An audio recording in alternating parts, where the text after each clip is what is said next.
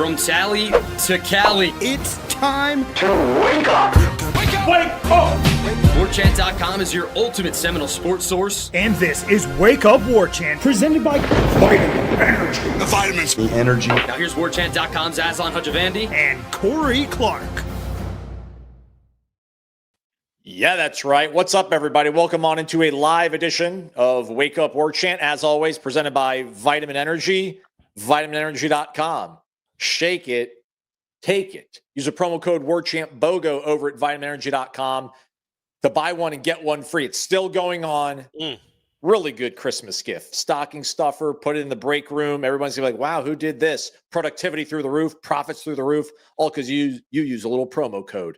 WarchantBogo, WarchantBogo over at vitaminenergy.com. Warchant.com, your ultimate Seminole sports source. $1 for a week and a year subscription to The Athletic. Just saying. What are y'all waiting for? Corey Clark, lead writer, senior writer for Warchant.com. Man, you've been on the road grinding today. I've been in this room all day trying to give it better acoustics, and I don't think it's worked out. So I've wasted a bunch of money and a bunch of time. Other than that, I'm doing great. How are you? I'm great, man. Got off the road a little while ago. Wasn't a great drive, but made it. We made it. We're in Atlanta, heading up to Raleigh tomorrow or Friday. I don't remember, but either way, heading up to Raleigh. Gonna be there. Gonna maybe see a road win for the first time in 2 years. All right, hey, I predicted it. We're gonna see a road win on Friday night. Well, hey, man, you were the one that said they're going to win out. So yeah, that's right.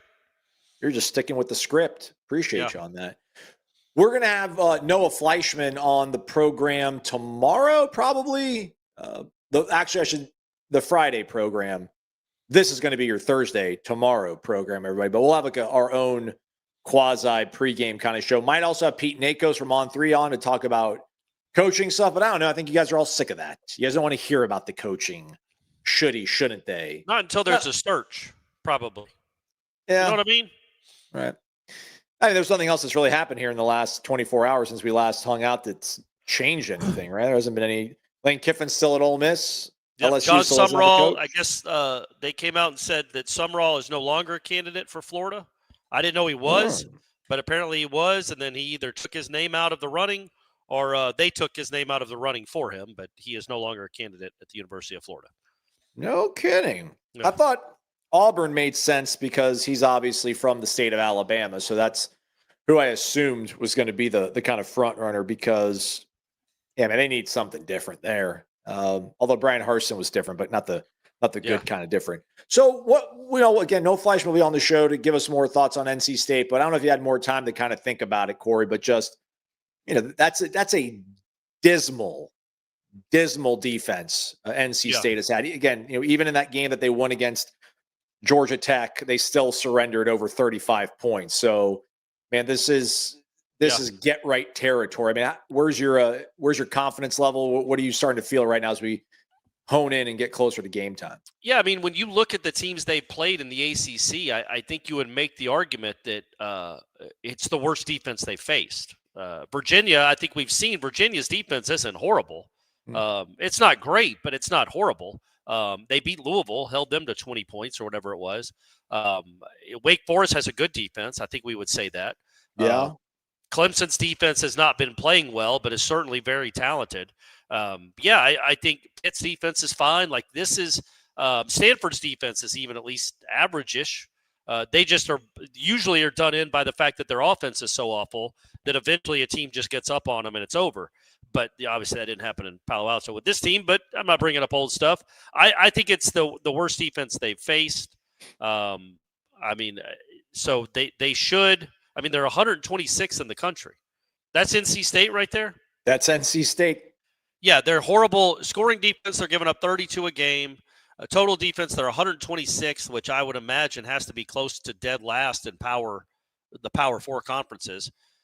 Rushing defense, okay, but look at the passing yards allowed. 300 yards a game. Are you going to be able to exploit that? Because you have to? Yeah. Don't they want to run the ball? Yeah, but I think when you're playing Florida State and you're limited defensively, the one thing I think you have to say is we're going to make Tommy beat us with his arm. We're not going to let him just have a 9-play, 70-yard drive where they run it 8 times. Like they're gonna see if Tommy can beat him over the top, if he can make throws in the middle of the field. There are going to be chances for huge plays in the passing game. But how many huge plays have we seen not been made this year? There have been plenty too.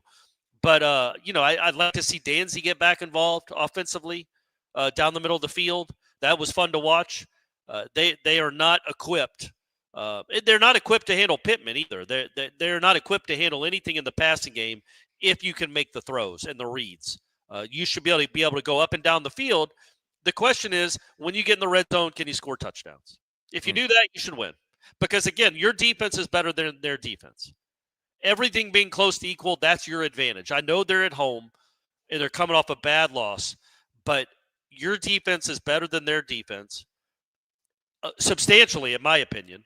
So if you can go put up what everybody else puts up on them, 31-35, you should have a very, very good chance to win that game. Second to last in the Power 4 in total defense. Who's behind them? Boston College. Come on, Bill O'Brien. Let's go. That makes sense. Yeah. Stanford, by the way, 102nd in the country. So things don't always translate. Less than average, but better than so it is the worst defense they played. Yes. By a pretty substantial margin, yeah. Well, Kent State's 129th. Sorry, yes, in terms of that's power, crazy. Yeah. So you're seeing a Kent State caliber defense. What happened to NC State on that side of the ball? I guess they put all their money in offense. It could be a shootout. It probably, I think the over-under is like 62. Yeah. So Vegas is expecting like a 33-30 type game, which I guess qualifies as a shootout. Oh, yeah. You can't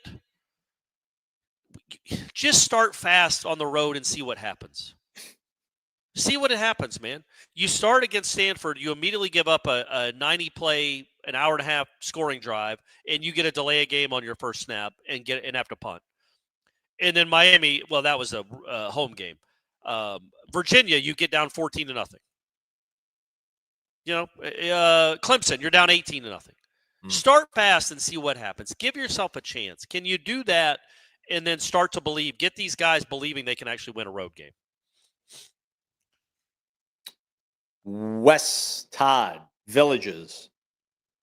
Speaking of betting lines, he wonders how and why we're a favorite on Friday night. I don't know. I think we look at it kind of through the prism of like Florida State never wins on the road. I think Vegas and these sports books look at it like Florida State. I know they have the same record. Florida State is a better team. They played better this year. They have a better defense. Maybe they don't get so caught up in the what's the normal points you give the home team in a spread? Is it 3? Something like that, 3.5, yeah. If you're playing Florida State, shouldn't it be 6 or 7 or 10? With the way they look on the road compared to the way they look at home, I think that gap should be 2 touchdowns. So they just think Florida State is substantially better than NC State. On a neutral site, I think Florida State would probably be favored by 6 or 7, and probably at Doak they'd be favored by 10 or 11. So they just think Florida State is better. You look at the offense and defensive numbers and all the measurements and all the efficiency ratings, Florida State is better, but it's a road game. So, hey, I have no idea. I have no idea why Florida State's road performances this year don't matter, but they clearly seem to not, again, with the Vegas people. I think it's a Friday night. There's not a lot of other action going on. So if you're looking at that game, you see Florida State, they need to get an equal amount of money on both sides of the proposition here, which is obviously the spread.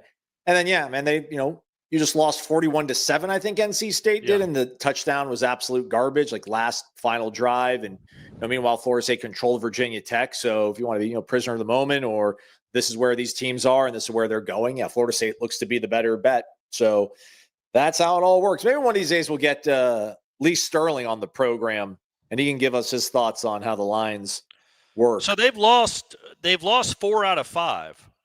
That's what I was saying. Right? Georgia Tech was maybe their dead cat bounce. Georgia Tech, or Florida State's dead cat bounce was beating Virginia Tech. We'll see. Yeah, we shall see. I think it probably is more. They along lost the to lines. Virginia Tech at home. NC State. Yeah.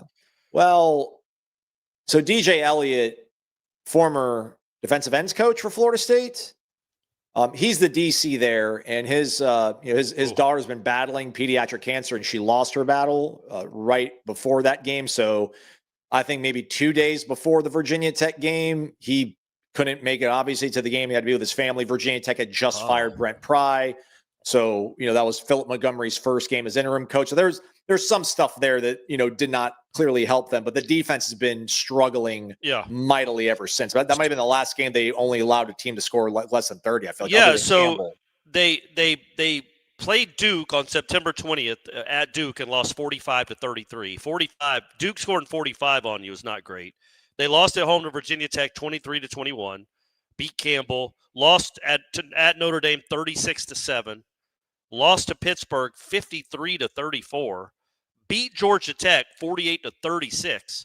And then, so they've given up 41, 36, 53, 36, 23, and 45 in their last 6 Division I games. That's crazy. It's not good. So there is no excuse, anymore. Enough of it. Go treat that defense the way you should. Gus Malzahn's a good coordinator. You've got good players. This is not the 2000 Ravens. Clearly, go do what you're supposed to do. Go play well on the road. Give us something to believe in. It's a mighty, mighty important game on that front.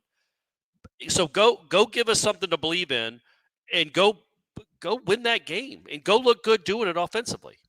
If you win the toss, it's gonna be tough for the defense. That offense is good for NC State.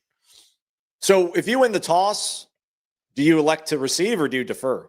I mean, he's gonna defer, but I would receive. Just it guarantees me that. Well, I don't know. They're probably feeling good about themselves because they did take that first drive against Virginia Tech in the second half and go score a touchdown. So they're feeling like they've got that dialed in. They did that against Alabama too, I think.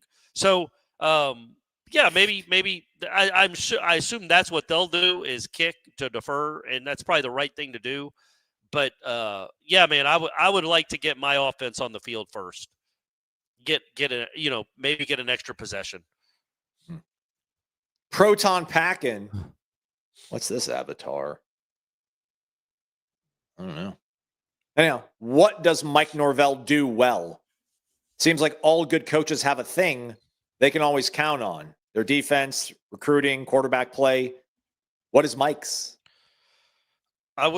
Before last year, I would have said, offense, buy-in, getting kids to believe. Those were all things that looked like positives and feathers in his cap. And then, the last 2 years have happened. So it's fair. It's a fair question. You can't say right now when you're whatever you are, 7-15 in your last 22 games that you do anything well.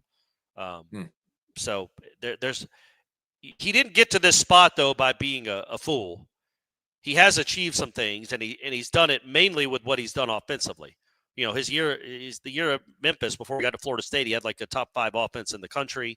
He obviously had a good offense in 2022. He had a perfect season in 2023. So he's done some things.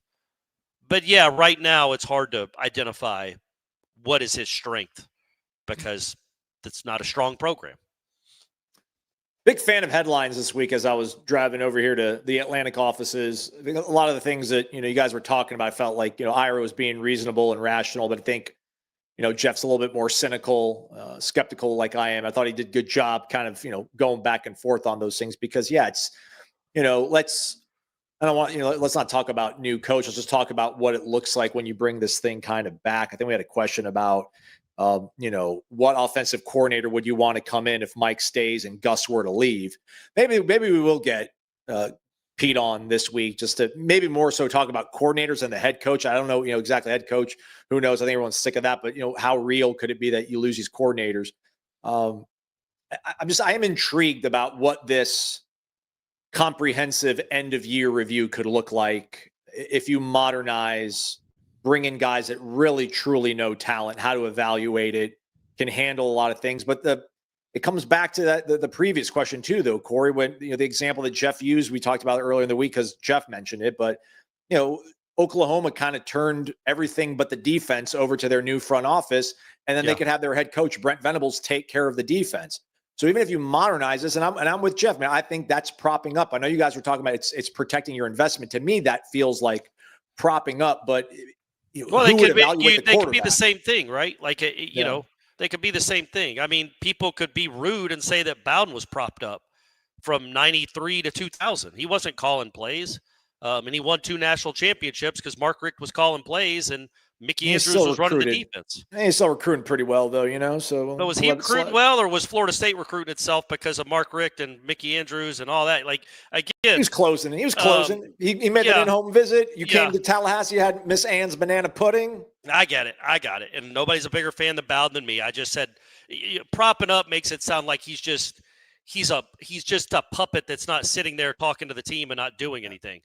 You know, again, there are plenty of examples of people that don't necessarily call, like Dabo. Is Dabo propped up? Like, Dabo doesn't call plays, and Dabo's not a defensive guy. Dabo recruits.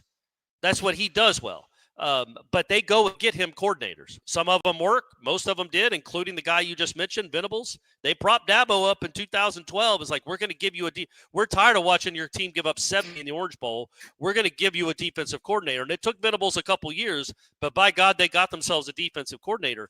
I wouldn't say that was propping Dabo up. I thought it was smart. But I get what you're saying. Like, if you have to go make all these sacrifices financially to get a good team around your head coach, does that mean that you have the wrong head coach? I think Ira's point is we have to quit looking at college football like it's 2008 or 2005, and that these head coaches are the end-all be-all.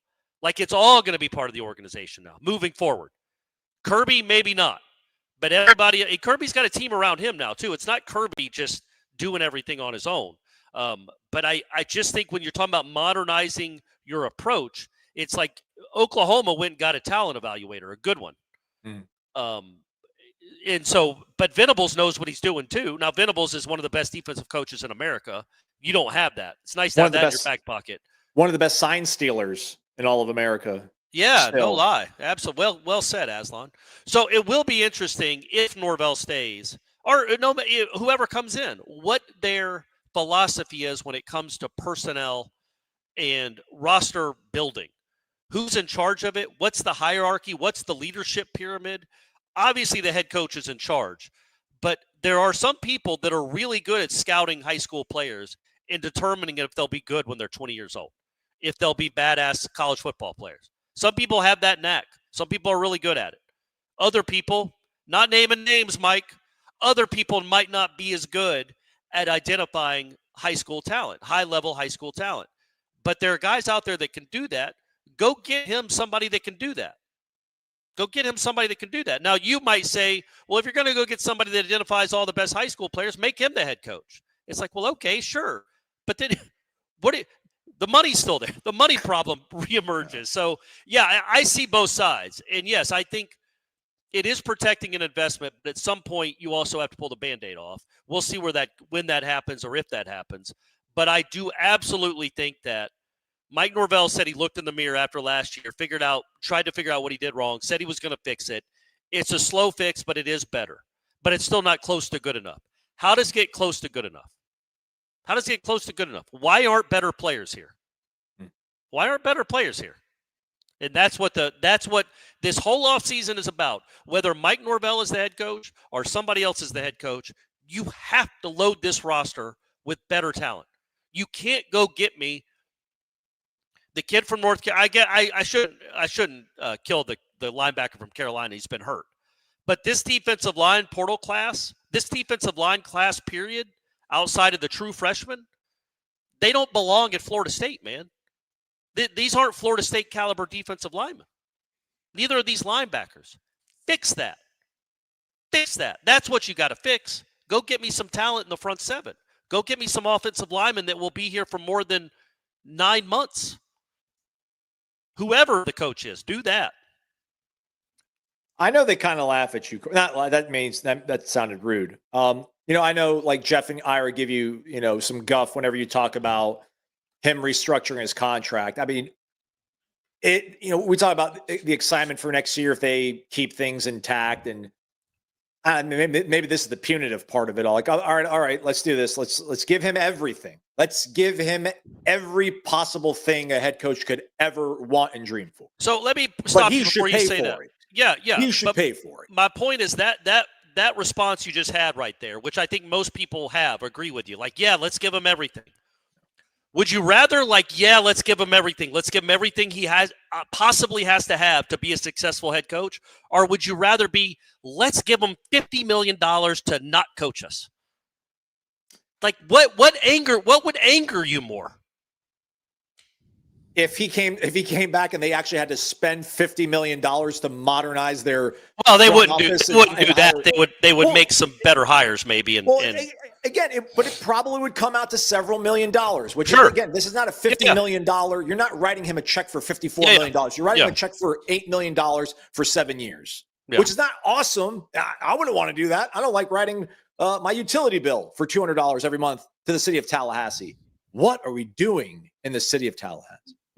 But yeah, I mean, listen, this isn't 2-10 followed by 2-10. So yeah. I mean, if at that point, then it'd be absolutely get the hell out of there. And we're veering too far off into talking about coaching change. But I guess, what kind of offensive coordinator would you be interested in if Gus were to move on for whatever reason? I mean, do you want to are you more towards a package deal? Yes. Where there's a guy, all right. With a quarterback? Yeah. Yep. That's that. I mean, because I guess if you're Mike Norvell and you do come back and you're like, well, this isn't guaranteed that I'll be here in 2027, you have to have a quarterback next year. And that's what we talked about on headlines. If you have yourself a elite college quarterback or a top 10, 12-ish college quarterback, an all-conference candidate at quarterback, people will get excited enough about what you got. They just will, I promise, whether you're the coach or not. People will be excited about a new quarterback and a new coordinator if something like that happens. So yes, I think that's imperative. I obviously I don't think if Gus comes back with Tommy, although it could work, they've had really good moments this year. I think if Gus comes back with Tommy, I would expect there to be much excitement in the offseason for that duo to run it back. But it is, yes, but I don't know who the OC would be. I have no idea. I wouldn't have a short list right now of who you'd go get. I'd go get somebody that scored a lot of points and put up a lot of yards this past year somewhere. All right. Alex Atkins. Run it back with him. For some reason, you sound a little bit louder, Corey. Did you accidentally step on your volume pedal or something? No, but you want me to turn it down? Yeah, maybe one or two. All right. How's that? Any better? That's awesome. That's the equivalent of being starving and then getting a plate of wings from Corner Pocket Bar and Grill put in front of you. Well done. Medium buffalo. That's how your boy rolls. Hope you all enjoyed trivia without Buy Steph a Drinks team. No, they were there. They played without me. And they finished second. They finished second. The streak is over. I mean, Hey, I don't want to say. I'm not saying anything. Not saying anything. All right, I'll say it for you. Yeah. No meet and greet this week or next because there's no more home games. But you can always come out, watch your Noles. I'm sure Friday night, Tallahassee, Corner Pocket Bar and Grill is going to be buzzing on Friday night at 8 p.m. when the Noles take on NC State. Vegas wall of screens, TVs galore, ice cold drinks, delicious food, Corey wrap, sausage register bites. You know what I want to give a shout out to? I had it on Tuesday night after the basketball game. By the way, nice win for Luke and company. That was a good team. I think that's a pretty good team they beat Tuesday night. And they didn't shoot well, and they still won the game by 13. The grouper sandwich at Corner Pocket. I know some people aren't big into fish or don't want to eat fish sandwiches. Holy moly. Get blackened. That's off the chain. That was really, really good. I don't order that enough. They have grouper tacos too, but that just the grouper in general, that grouper sandwich was really, really good. There you go, everybody. I had the tater tots last week. I nibbled some tater tots. Perfectly fried tater tots. Yeah, man. There's a science to it. Yeah. There's a science to it. Corner Pocket Bar and Grill's got it all figured out. 2475 Appalachia Parkway, cptallybar.com, the website. Another local business that we love. Ace is the place with the helpful hardware, folks. Why would you wander around a warehouse store looking for paint when you could just swing by your neighborhood Ace? In addition to Ace's award-winning service, we have top-rated paint brands. Plus, our color matching technology allows us to match any color. So stop wandering and start painting. Head to your neighborhood Ace today. In Crawfordville, your home convenience store is Ace Home Center and NAPA Auto Parts, located at 2709 Crawfordville Highway. We're back. It's Wake Up Warchant, presented by Vitamin Energy, vitaminenergy.com. Jeremy Ivins, South Florida Jer. I know you can't really speak for him, but why do you think Ira went from the buyout not being a big issue after Pitt to now he keeps talking about it, bringing it up, underlining it? I would say it's the same reason I do, is because rock bottom, I would have thought if they reached rock bottom, they're just going to fire him. There's no choice. Rock bottom was in Palo Alto, and he survived that. So once he survived Palo Alto, it does try to kind of change your outlook. Like, okay, they had a perfect opportunity to do it. That was right there stared in front of them, and they didn't. So clearly it does matter to them. It does matter, that, and as it should. They have to be responsible with money like that.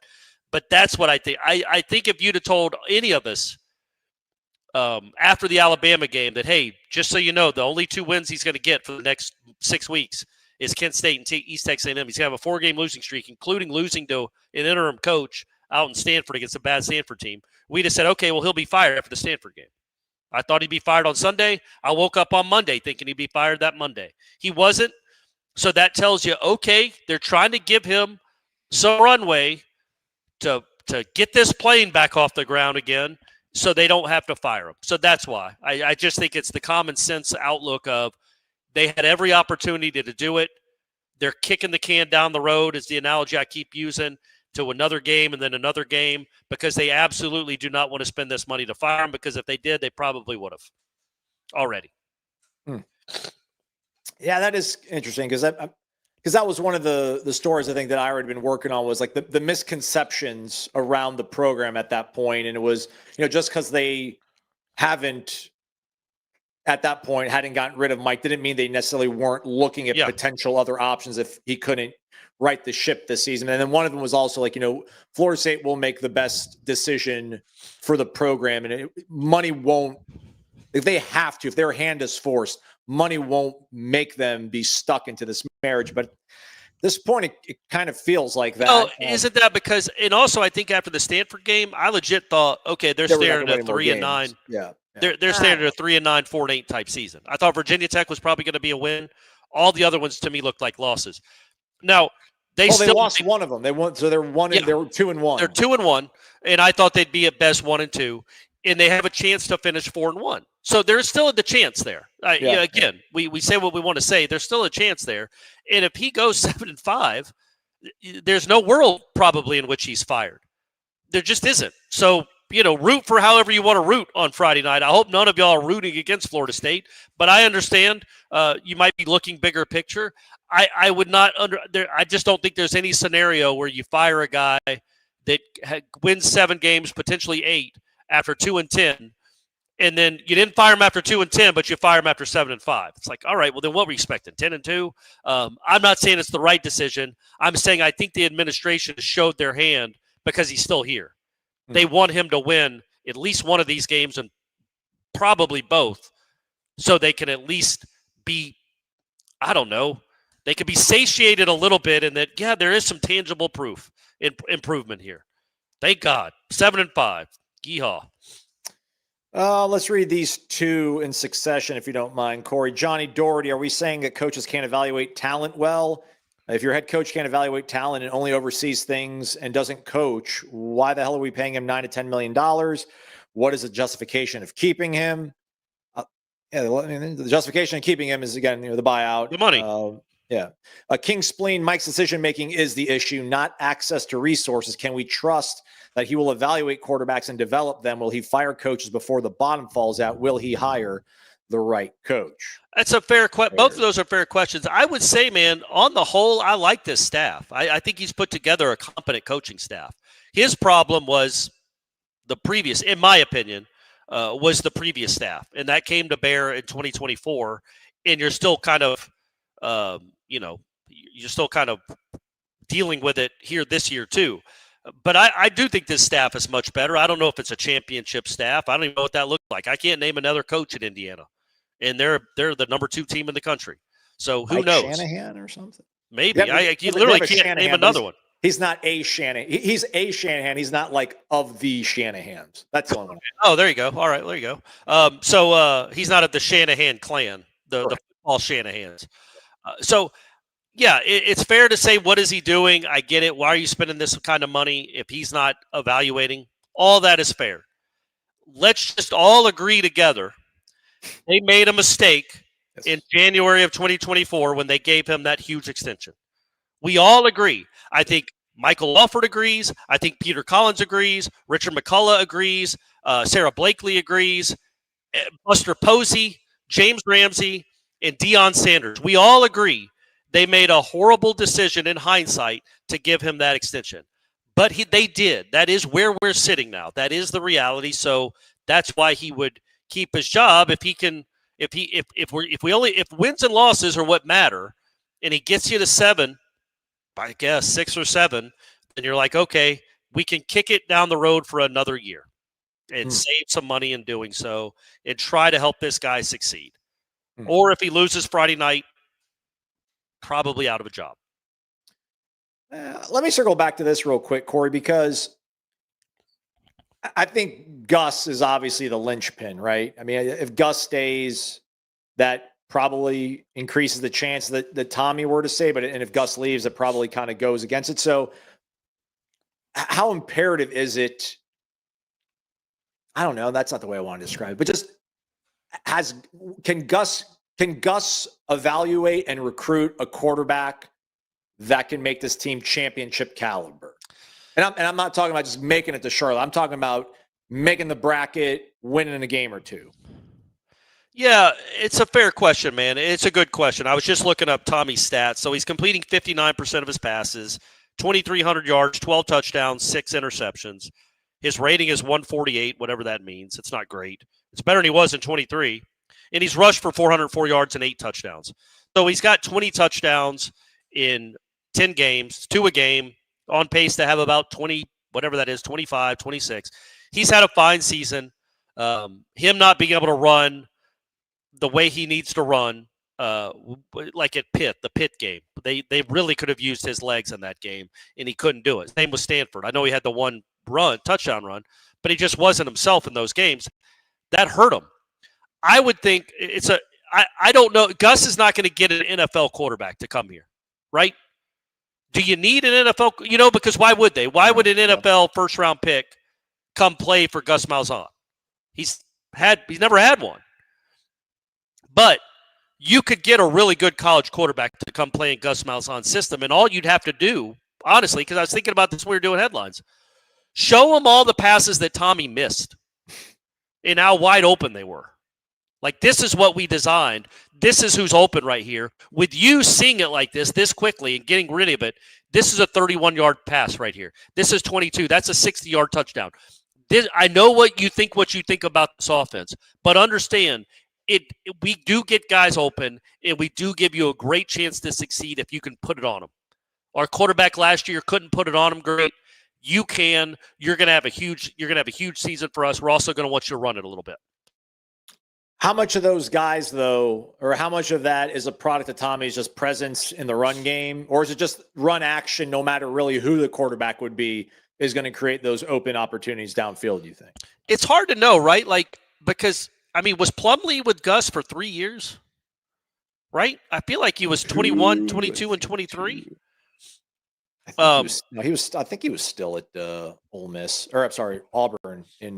I thought he was you're right. It was 22 and 23, I think. But like, I don't. When was the last time Gus just had a normal athlete at quarterback? So I don't know. Jarrett Stidham. I mean, like Jarrett Stidham was just an average, athlete. I mean, Brock Glenn territory for you, big Brock Glenn guy. So yeah, you look at what Plumlee did. Can you show his rushing? Because his rushing is the key. I mean, 862 in 2022 is crazy. He ran for 1,000 yards at Ole Miss with in 2019. Not with my boy Lane, whoever's And in. then he got hurt, looks like the next 2 years. But my man ran for 2,500 yards as a quarterback. Elite running quarterback. I don't know what Gus's offense looks like without it. So that's a fair question. It's a fair question. What I wonder about if Gus comes back is how do you convince a portal receiver, if you need one, if you think you need one, how do you convince two of them to come? How did you convince Duce Robinson to come here? Yeah, you got Duce, so you can convince the one guy to come. But I don't know that you can convince another guy to come. And if you don't, can you convince like a Wayne McCoy to stay? Like, I'm going to stay here and get 21 catches. I could go to Arkansas and get 60. I think that is something you have to figure out when you're thinking about what you want your offense to be in 2026. They're going to want to run the ball a lot, and they're good at it. But that's going to limit maybe who you can get at quarterback and who you can get at wide receiver to an extent. I still haven't got my soundboard figured out over at the Atlantic offices, but I've got this pad of sounds, and one of them, believe it or not, is actually the air horn. So it lives. Dave in Bardstown's got $5 in the jar. By the way, his boy Tommy was going through some stuff on the mend, turning a corner, feeling well. Good to hear that. Shout out to Dave in Bardstown, Kentucky. Right, people want to know how much money Mike Norvell paid Corey to defend him. Release the Clarkstein files. Well, it's a lot more than $5, Dave. I can tell you that much. I'm in on this too. Me and Mike are going down together. In fact, if I was smart, I'd try to get some of that buyout money when he gets fired. It's funny how this works because it happens on the message boards too. I don't know that anybody could listen to me, like literally listen to me, because I talk more than almost anyone. You know that, Aslan. You have to live with it. Do you think I'm a fan of like what Norvell has done? No. Do you think I think he should have been the head coach for the Wake Forest game? No. All right. What I do is try to provide a little bit of a counterpoint to the rage of fire him, because it's not that simple. But I also try to do it through the lens or through the prism, whatever you want to say, of the administration. Not Corey Clark, the kid who's been going to Florida State games since 1982 and is tired of this nonsense. Not that guy, but the administration that's now on the hook for all that money and has to start over again if they're going to start over again. This is not an easy decision. It's not a simple decision. To me, it would be. It was after Stanford, and it absolutely would be if they lose to Raleigh, but maybe not to them apparently. So I just try to provide like why they would be thinking that way and how you could look at what this team has done this year. If you just ignore, the win and loss column, if you look at what they've done this year and how much they've improved in every facet, that you could convince yourselves, oh yeah, he's got it going the right way.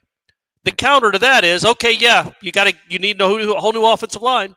Probably gonna need a new quarterback, gonna need a new wide receiver, gonna need a lot of defensive players. Like, I get all that too. I'm just saying, if you're the administration, a winning season, a bowl game on the heels of 2-10, it makes you think twice about giving somebody that kind of money to not coach.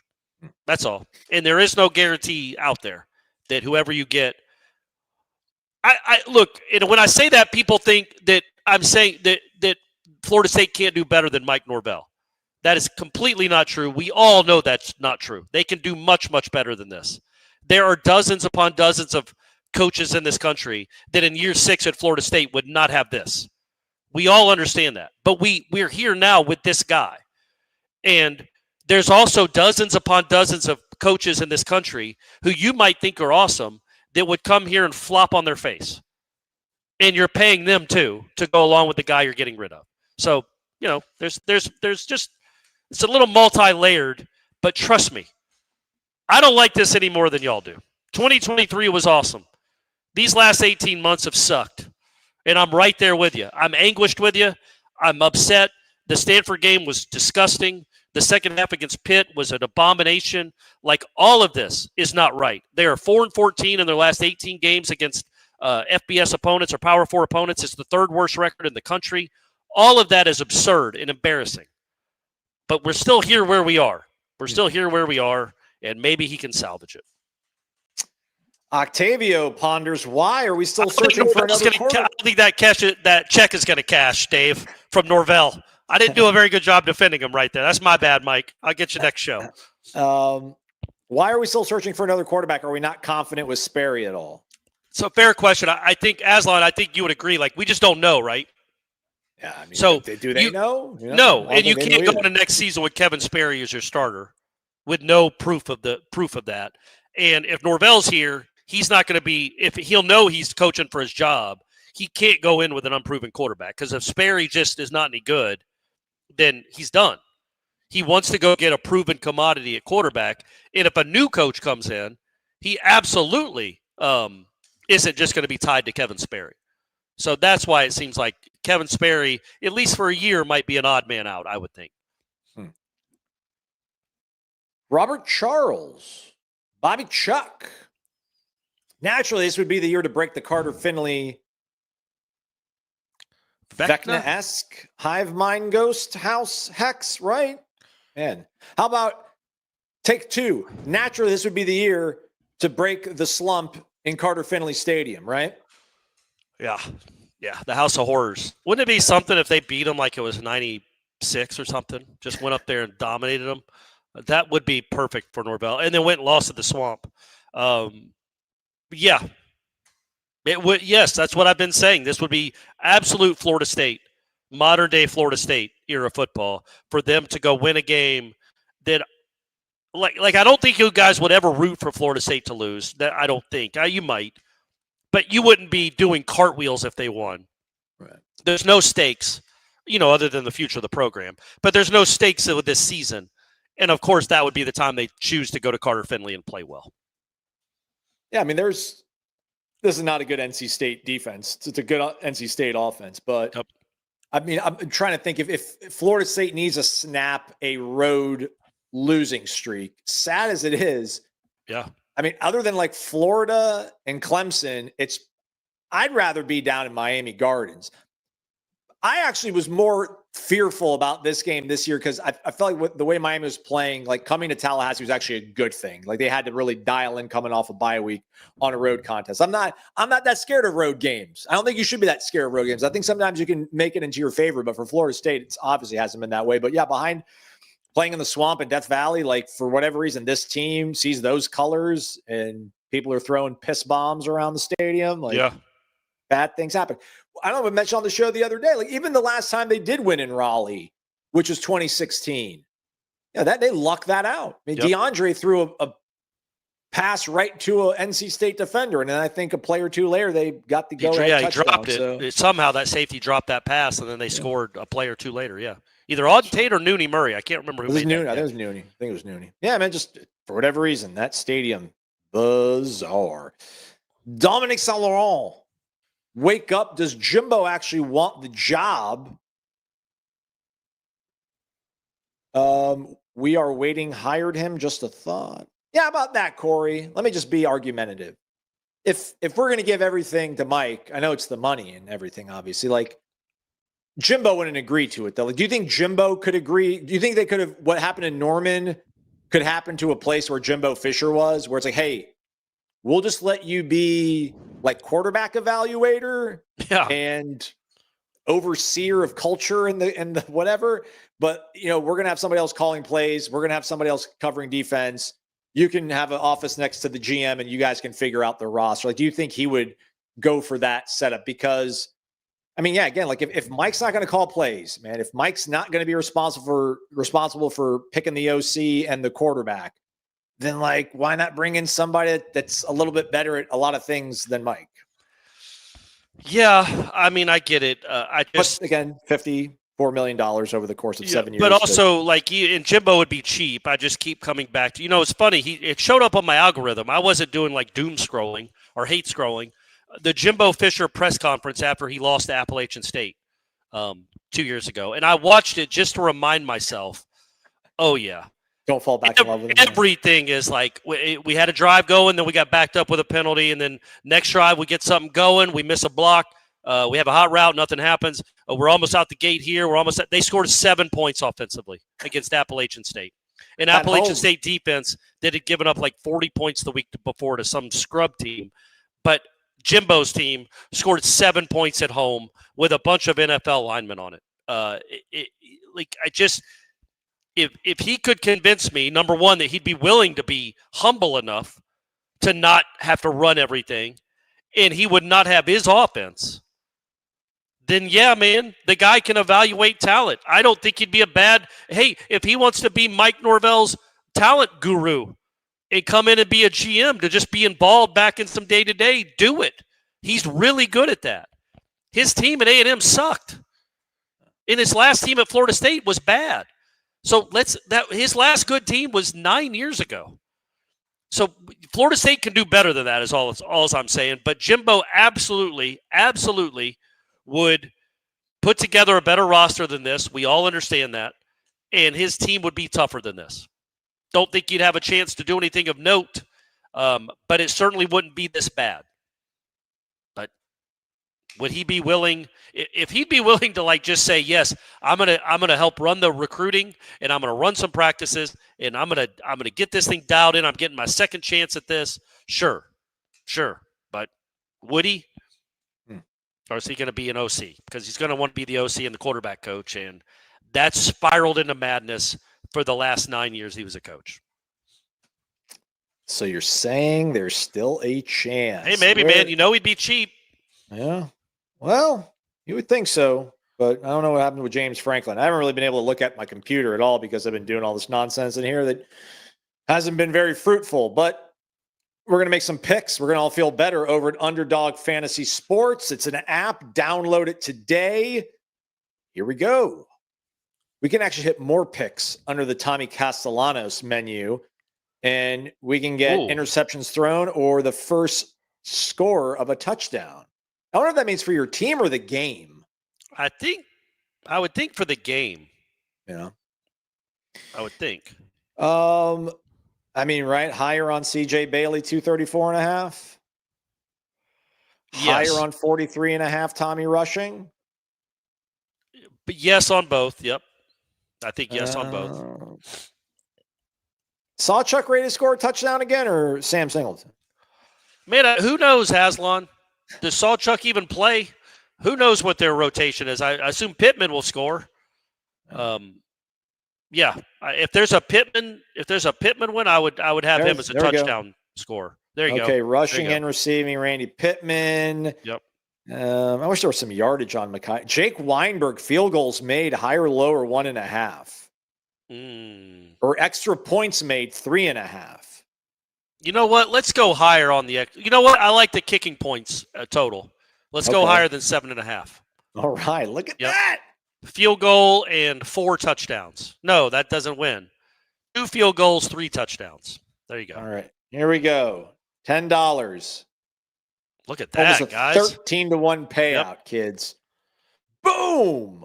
Confirm. That's it. That's how easy it was, everybody. I just put myself into the game with a chance to win hundreds of dollars off of a measly, not hundreds of dollars, but over $100 on a measly $10 bet. Download the app today. Sign with promo code WARCHANT to score $50 in bonus funds when you play your first $5. That's promo code WARCHANT.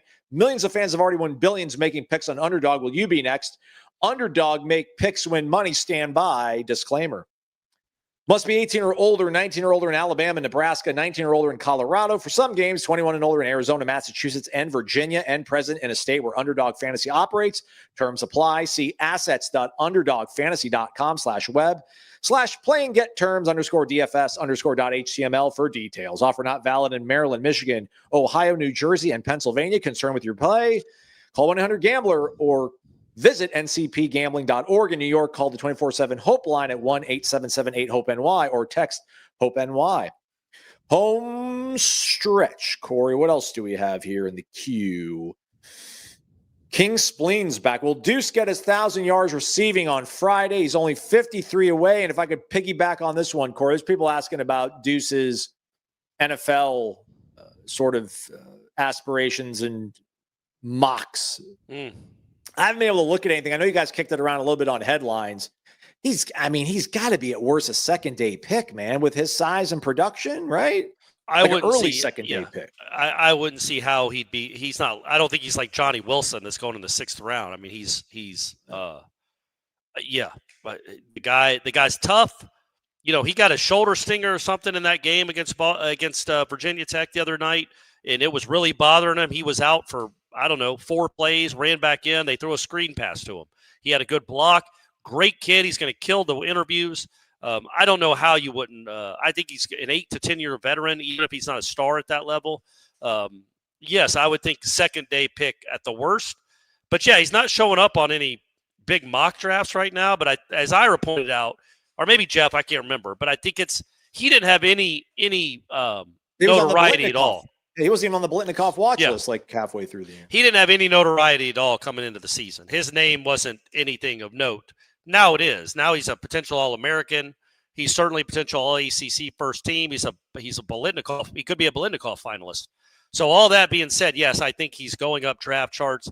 He would be drafted. I think he'd be drafted second day at worst, which means second or third round, which is a lot of money. He could also get a lot of money to come back and play college football one more year. We'll see. I would think he'd want to go pro, but what do I know? He's only a third year. He might feel like he has, a lot of guys take 4 or 5 years till they get to the league, so maybe he wants another year in college. Maybe he'd like to be a first-round pick. Maybe he'd like to have more notoriety going into next season where he's a preseason All-American and all that stuff. Who knows? It'd be nice if he could. Jay Brown Fishing. Did we think that a new offense and new defense would not have issues year one? Come on, guys. We set the bar too high this year.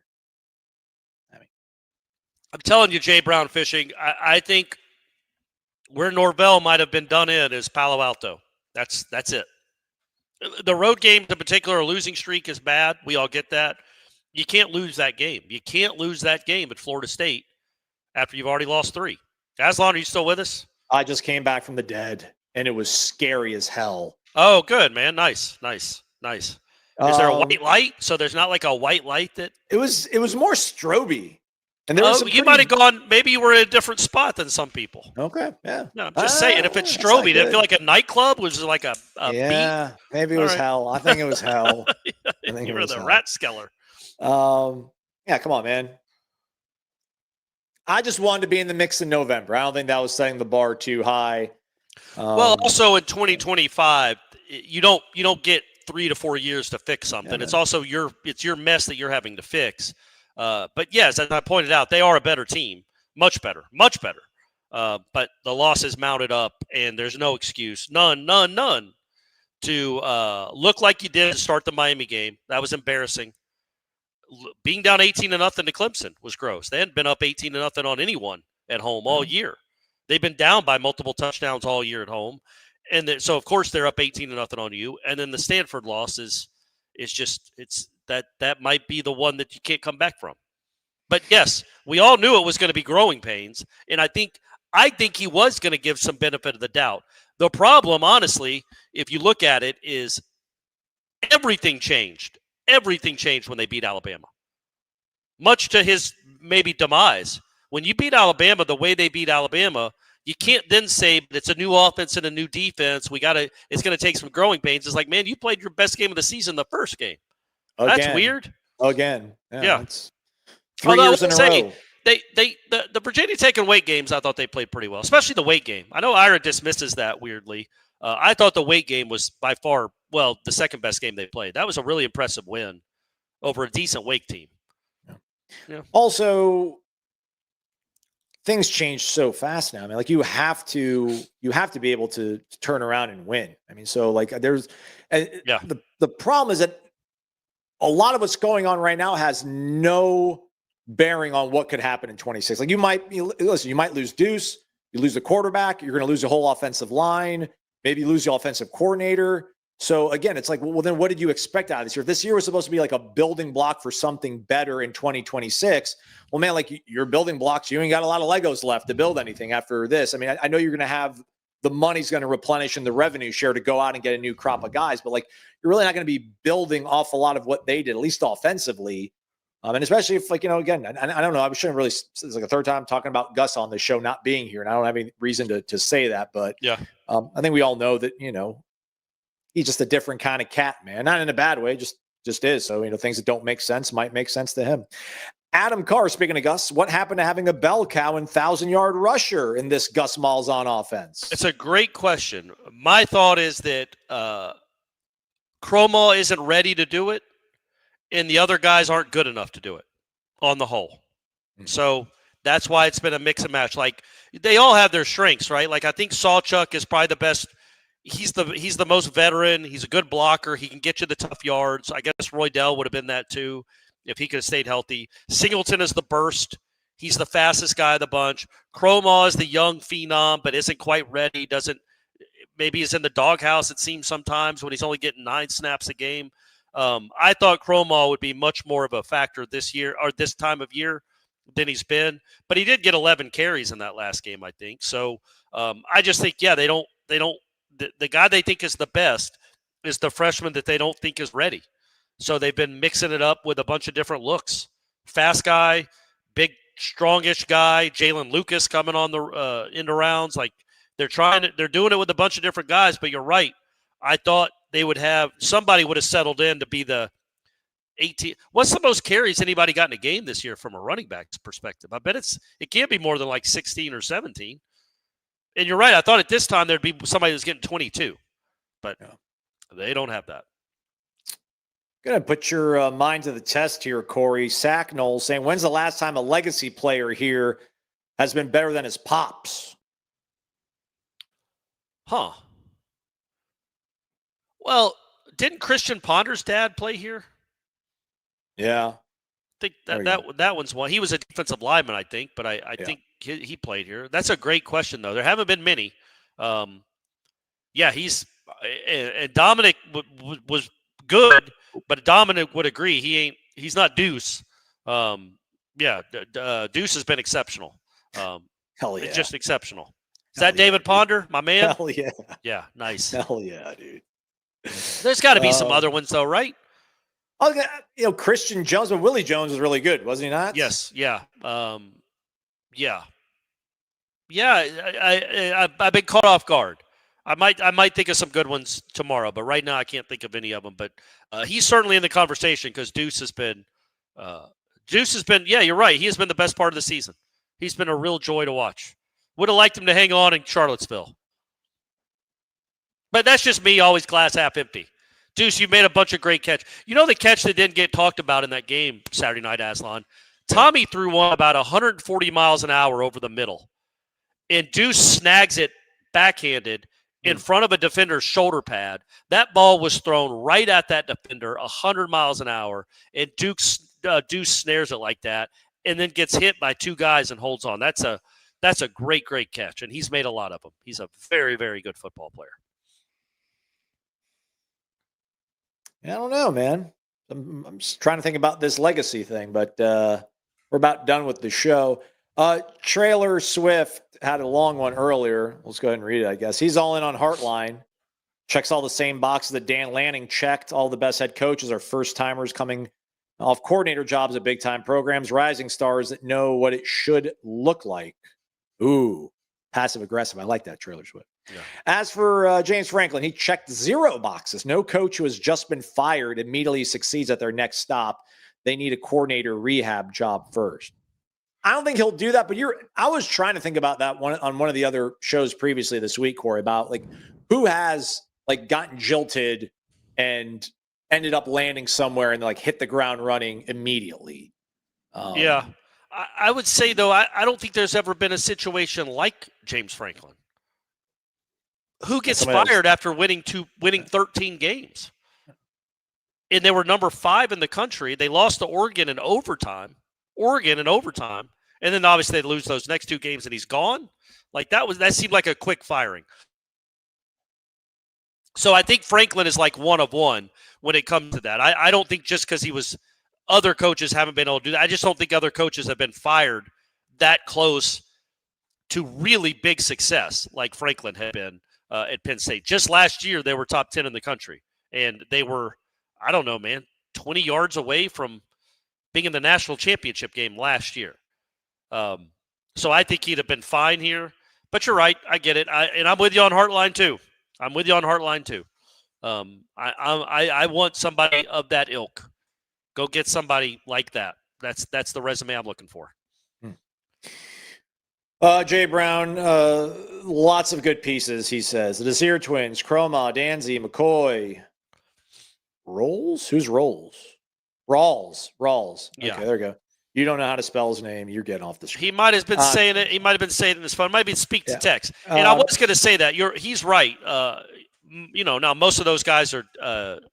Well, congrats, some of them man. You have 105 players on your roster. You've got like 10 good ones. Like, where's your defensive line? Where's your offensive line? Where's your game-breaking wide receiver? I don't think Mekhi Danzy's that, man. Mekhi Danzy, I think, is a very good complementary piece. I don't, to your point, like when Duce goes down in games, it's not like, all right, I'm going to step. Maybe next year he'll step up. He'll feel more confident in that. Love the kid. Good kid. Productive player.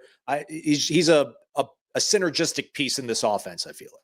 Maybe we'll see. I think it's way too early to make that declaration on him because he's been playing the position for 2 months, and he's been very good for somebody that's been playing it for 2 months. But he might not be a natural pass catcher. We'll see. He needs to quit dropping the flipping ball. But yeah, that is the point when it comes to this particular team. Unlike his other 5, there are young guys to be excited about. When have we said that around here since he's been here? Not enough that a loss in Raleigh should be like, run it back. He's got enough. He's got this core coming back. But there are some legitimate young guys to be excited about for a change, which is nice to see. I think that might have to do with the staff that he has here now compared to what it was before. And yeah, it's not enough to save his job, I don't think, if they continue to lose on the road. But we'll see. But yeah, I think there's some pieces. If and maybe you do get Duce to come back. Maybe get Duce to come back. Chroma, Boggs. I think Boggs is a kind of a forgotten piece because he's been hurt, but they love that dude. So Boggs, McCoy, and Danzy, that's not bad. That's different than Portier, Williamson, and Jakai. I think you're talking about a different level of talent. And it's hard to judge someone like McCoy because what if – I don't know, man. What if Nussmeier was throwing to him? And Nussmeier's not been great. Golly, McCoy gets missed all the time when he's open.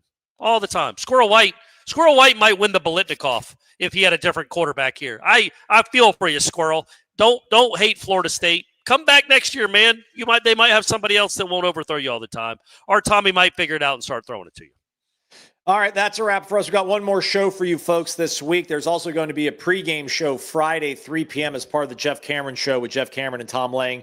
So check that out as we get ready for the game, 8 p.m. in Raleigh, Friday night, ESPN. Irish O'Fell, Corey Clark, boots on the ground at Carter Finley Stadium.